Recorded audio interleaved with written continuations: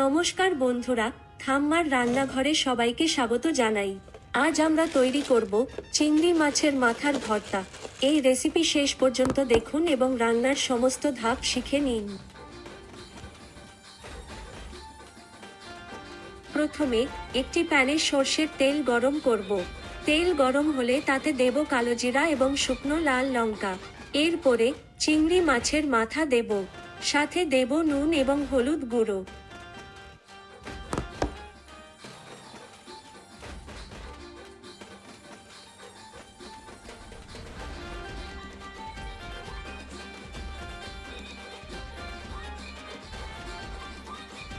তারপর গোটা রসুন আর পেঁয়াজ কুচি দেব।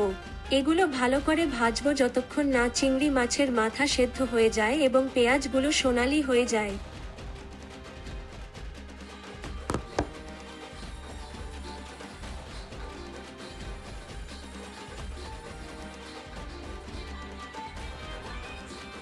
ভাজা চিংড়ি মাছের মাথা প্যান থেকে নামিয়ে নিয়ে মিক্সারে দেব।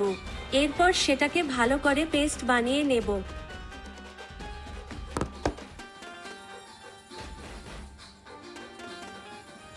চিংড়ি মাছের মাথার ভর্তা রেডি। বন্ধুরা, যদি রেসিপিটা ভালো লেগে থাকে তাহলে অবশ্যই লাইক, শেয়ার এবং সাবস্ক্রাইব করতে ভুলবেন না।